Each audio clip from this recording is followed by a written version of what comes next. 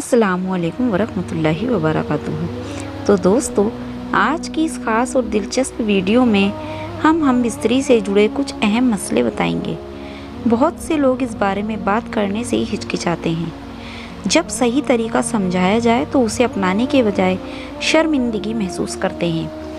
ऐसे लोगों से मेरी गुजारिश है कि अगर आपको इस्लामिक तौर तरीके पसंद नहीं हैं तो इस वीडियो को ना देखें, लेकिन जो लोग सही तरीका जानना चाहते हैं और इस्लाम की रोशनी में अपनी ज़िंदगी बेहतर बनाना चाहते हैं तो वो इस वीडियो को एंड तक ज़रूर देखें। इस वीडियो में मैं आपको बताऊंगी, अगर बीवी शोहर को अपने पास ना आने दे तो शोहर को क्या करना चाहिए।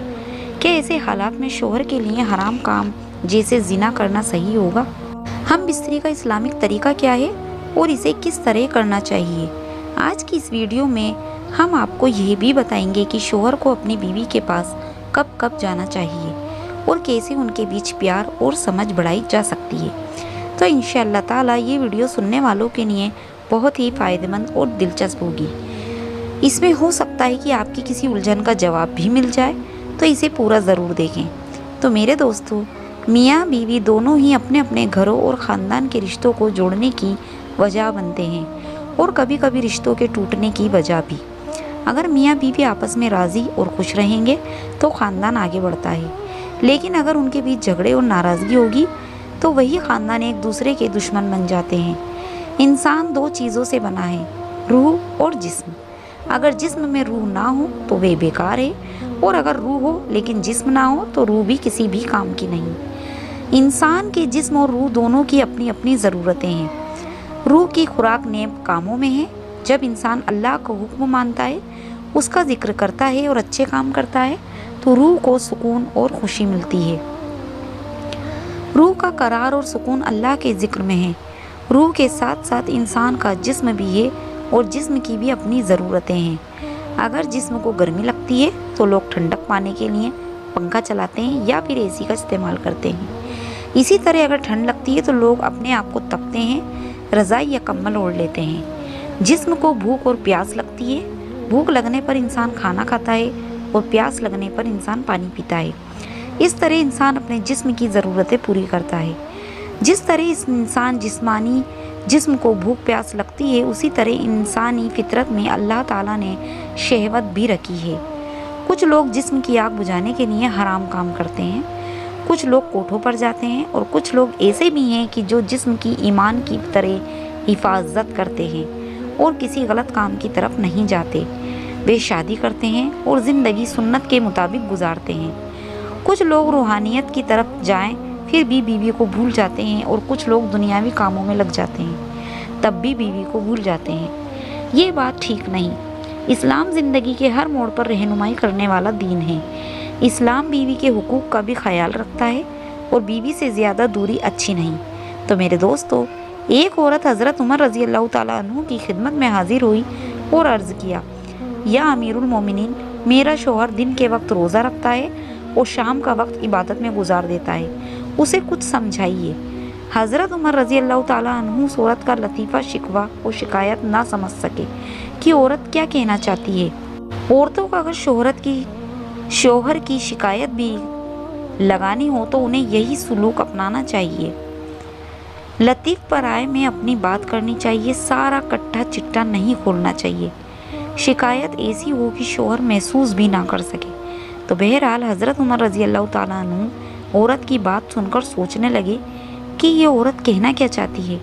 उस वक्त हज़रत उमर रज़ी अल्लाह ताला अन्हु के पास हज़रत काब रज़ी अल्लाह ताला अन्हु बैठे थे। हज़रत उमर रज़ी अल्लाह ताला अन्हु ने हज़रत काब रज़ी अल्लाह ताला अन्हु से पूछा कि ये औरत क्या कह रही है।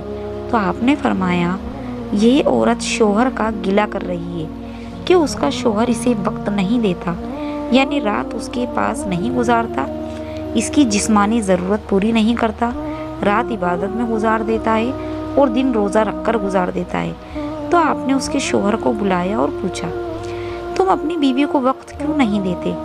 शौहर ने इबादत का तस्करा किया। आपने फरमाया, बीवी को वक्त दो। हज़रत काब रज़ी अल्लाह ताला अन्हु ने उससे कहा, आप हर 3 दिन के बाद बीवी के पास जाया करें। बीवी का भी हक है। इबादत अपनी जगह है और बीवी अपनी जगह। दोनों चीज़ें साथ साथ लेकर चलिए। इसी तरह का एक और वाक़या हदीस शरीफ में आता है। अब्दुल्ला बिन उमर अस रज़ी अल्लाह ताला अन्हु ने बयान किया कि मुझसे रसूल अल्लाह सल्लल्लाहु अलैहि वसल्लम ने फरमाया, अब्दुल्ला, क्या ये खबर सही है कि तुम दिन में तो रोज़ा रखते हो और सारी रात नमाज पढ़ते हो? तो मैंने अर्ज़ किया कि सही है या रसूल अल्लाह सल्लल्लाहु अलैहि वसल्लम ने फरमाया कि ऐसा ना करो, रोज़ा भी रखो और बिना रोज़े के भी रहो, नमाज भी पढ़ो और सो भी जाओ, क्योंकि तुम्हारे जिस्म का भी तुम पर हक है, तुम्हारी आंखों का भी तुम पर हक है, तुम्हारी बीवी का भी तुम पर हक है और तुमसे मुलाकात करने वालों का भी तुम पर हक है। बस यही काफ़ी है कि हर महीने में 3 दिन रोज़ा रख लिया करो, क्योंकि हर नेकी का बदला 10 गुना मिलेगा। इस तरह ये सारी उम्र का रोज़ा हो जाएगा। लेकिन मैंने अपने पर सख्ती चाही तो मुझ पर सख्ती कर दी गई। मैंने अर्ज़ किया, या रसूल अल्लाह, मैं अपने में ताकत पाता हूँ। इस पर आपने फरमाया कि फिर अल्लाह के नबी दाऊद अलैहिस्सलाम का रोज़ा रख और इससे आगे ना बढ़। मैंने पूछा, अल्लाह के नबी दाऊद अलैहिस्सलाम का रोज़ा क्या था? तो आप सल्लल्लाहु अलैहि वसल्लम ने फरमाया, एक दिन रोज़ा रखते और एक दिन बिना रोज़े के रहा करते थे। अब्दुल्ला रज़ी अल्लाह ताला अन्हु बाद में जब हो गए तो कहा करते थे, काश मैं रसूल अल्लाह सल्लल्लाहु अलैहि वसल्लम की उस नसीहत को कबूल कर लेता। तो देखिए मेरे दोस्तों, इस्लाम बीवी का हक बता रहा है, इस्लाम आँख का भी हक बता रहा है, इस्लाम जिस्म का भी हक बता रहा है। इस्लाम ये सब हुकूक बताकर इबादत की तरफ भी तवज्जो दिला रहा है। कभी रोज़ा रखो, कभी इफ्तार करो। इस्लाम बता रहा है कि शोहर पर बीवी का क्या हक है, कि शोहर उसके पास रात बसर करे। इब्ने कदाम हम्बली रहमतुल्लाह अलैहि फरमाते हैं, उन्हें ये ख्याल रखना चाहिए कि उन्हें औरतों पर सख्ती नहीं करनी चाहिए। इन दिनों के अलावा औरतों के पास जाना चाहिए। उनकी भी जिस्मानी हाजत होती है और उनकी भी जिस्मानी ज़रूरतों को नज़रअंदाज नहीं करना चाहिए। हर काम का इस्लाम ने वक्त मुकर्रर किया है, हर काम उसी वक्त में करना चाहिए। किसी एक चीज़ का होकर रह जाना ये इस्लाम का मिजाज नहीं। इस्लाम के मिजाज को भी समझने की ज़रूरत है। तो आइए सबसे पहले जानते हैं कि हम बिस्तरी कहते किसको हैं। तो मेरे दोस्तों, हम बिस्तरी कहते हैं शोहर और बीवी तन्हाई में सोहबत इख्तियार करें। हम बिस्तरी के और भी नाम हैं, जैसे जिमा, सोहबत वगैरह, और इसकी तलब और ख्वाहिश अल्लाह ने हर जानदार में रखी है, चाहे वो इंसान हो या जानवर, क्योंकि ये एक फ़िकी अमल है जिसके ज़रिए इंसान की जिस्मानी ज़रूरत पूरी होती है और औलाद के ज़रिए नस्ल भी आगे बढ़ती है।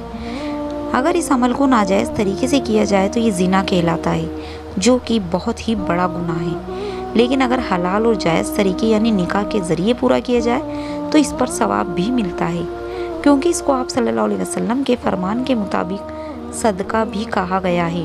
ख्वाब के बारे में बताने से पहले इसके मुख्तसर और अहम मसाइल को जान भी लेना ज़रूरी है। दीन के मसाइल पूछने या जानने में हया नहीं करनी चाहिए, बल्कि इस मसाइल को पूछ लेना और जान लेना, फिर उन पर अमल करना इंसान में हया को पैदा करता है। अगर इंसान शर्म की वजह से ना पूछे तो ये ख़तरा है कि वे दीन के मसाइल से ना वाकिफ़ होकर गुनाह में ही पड़ जाए। इसीलिए भले ही ये मसले सुनने में हया के खिलाफ गुजरे, लेकिन इनके जानने से आपको बहुत फ़ायदा होगा। शोहर अपनी बीवी से हम बिस्तरी तन्हाई में किसी भी मुनासिब वक्त में कर सकता है, लेकिन कुछ शर्तों में अपनी ही बीवी से हम बिस्तरी करने से मना भी किया गया है। जैसे कि पहला है हैज़। हैज़ की हालत में इसलिए बीवी जब हालत हैज़ में हो तो शोहर उससे हम बिस्तरी ना करे, क्योंकि सूरतुल बकरा की एक आयत में अल्लाह ताला इरशाद फरमाता है कि हैज़ की हालत में अपनी बीवियों के करीब मत जाओ, यहाँ तक कि वे पाक हो जाएं। यानी जब बीवी हालत हैज़ में हो तो उससे हम बिस्तरी मत करो, लेकिन हालत हैज़ में बीवी के साथ सोना, उसके करीब जाना, उसके साथ खाना पीना, उसका बोसा लेना और हम किनार हो जाना, ये सभी जायज़ है। दूसरी सूरत में हम बिस्तरी करने से मना किया गया है, वह है निफास की हालत में। जब बीवी माँ बनती है, जब बच्चे की विलादत होती है तो वे हालत निफास में होती है। निफास की ज़्यादा से ज़्यादा मुद्दत 40 दिन की होती है, लेकिन कुछ औरतें 40 दिन से पहले ही पाक हो जाती हैं। तो वे जब पाक हो जाएं तो इंसान अपनी बीवी के साथ हम बिस्तरी कर सकता है। इसके बाद अगली सूरत जिसमें बीवी से हम बिस्तरी करने से मना किया गया है वह है रोज़े की हालत में। शोहर या बीवी अगर रोज़े से हों या दोनों ही रोज़े से हों तो इफ्तार तक हम बिस्तरी नहीं करनी चाहिए। अगर रोज़े के दौरान हम बिस्तरी कर ली तो रोज़ा टूट जाएगा اور کفارہ بھی لازم ہوگا۔ افطار کے بعد روزہ پورا ہو جاتا ہے، اس لیے افطار کے بعد ہم بستری کرنا جائز ہے۔ اگلی صورت جس میں ہم بستری سے منع کیا گیا ہے وہ ہے احرام کی حالت میں، یعنی کہ حج اور عمرہ کے وقت۔ انسان احرام کی حالت میں ہوتا ہے تو اس وقت ہم بستری نہیں کرنی چاہیے۔ جب احرام کی حالت ختم ہو جائے تو پھر انسان ہم بستری کر سکتا ہے۔ اگلی صورت جس میں ہم بستری سے منع کیا گیا ہے وہ دب میں ہم بستری کرنا۔ دب مطلب پچھلی شرمگاہ کو کہتے ہیں۔ شوہر اپنی بیوی سے اگلی شرمگاہ میں جس طرح چاہے ہم بستری کر سکتا ہے، یہ اس کے لیے جائز ہے، لیکن پچھلی شرمگاہ میں ہم بستری کرنے سے سختی منع کیا گیا ہے۔ آپ صلی اللہ علیہ وسلم کی حدیث ہے جس میں آپ فرماتے ہیں کہ جو ایسا کرتا ہے اس پر لعنت ہے۔ اگلی صورت ہے شرمگاہ کا منہ میں لینا۔ یہ بھی ایک نہایت ہی گندا عمل ہے، اس سے بھی انسان کو بچنا چاہیے کیونکہ یہ غیر مسلمہ کا طریقہ ہے، اور حدیث میں ہے کہ جو جس قوم کی مساوات کر ان کا طریقہ اختیار کرتا ہے تو قیامت کے دن وہ انہی لوگوں میں سے اٹھایا جائے گا۔ تو اسلام کا یہ طریقہ نہیں ہے کہ شرمگاہ کو منہ میں لیا جائے، بلکہ یہ نہایت ہی غیر اخلاقی اور غیر مذہب طریقہ ہے۔ اب سوال یہ اٹھتا ہے کہ ہم بستری کرنے کا صحیح طریقہ پھر کیا ہے؟ تو ہم بستری کرنے کا صحیح طریقہ کیا ہے؟ تو ہم بستری کرنے کا صحیح طریقہ یہ ہے کہ شوہر اور بیوی ایک دوسرے کے قریب آنے سے پہلے اپنے آپ کو صاف ستھرا کر لیں تاکہ دونوں کو ایک دوسرے سے تکلیف نہ ہو۔ اپنے منہ اور جسم کی گندگی اور بدبو کو دور کرنے کی ہر ممکن کوشش کریں اور صاف ستھرے ہو کر ایک دوسرے کے قریب آئیں۔ ہم بستری کرنے سے پہلے ہم بستری کی مسنون دعا بھی پڑھیں۔ ہم بستری کی دعا اگر یاد نہیں تو مل جائے گی۔ دعا کا ترجمہ ہے اللہ کے نام سے شروع کرتا ہوں، اللہ ہمیں شیطان سے بچائے اور جو اولاد ہمیں تو عطا کرے گا اس سے شیطان کو دور رکھ۔ اس دعا کو پڑھنے سے آپ کو یہ فائدہ ہوگا کہ آپ کی عمل ایک نیکی بن جائے گی اور آپ کو اس کا ثواب بھی ملے گا، اور اس عمل کے دوران شیطان بھی آپ سے دور رہے گا۔ اللہ تعالیٰ جو اولاد آپ کو عطا فرمائے گا وہ بھی شیطان سے محفوظ رہے گی اور نیک ہوگی۔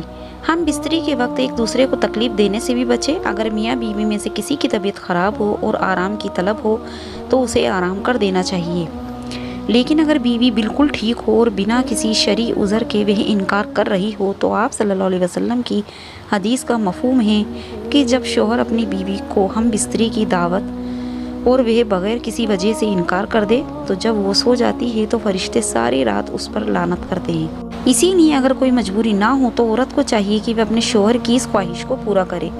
میاں بیوی جب تنہائی میں ہم بستری کرتے ہیں تو اس دوران دونوں کے بیچ جو کچھ بھی ہوتا ہے ان باتوں کو وہ اپنے دوستوں وغیرہ کے ساتھ ہرگز بیان نہ کریں، اس سے منع فرمایا گیا ہے۔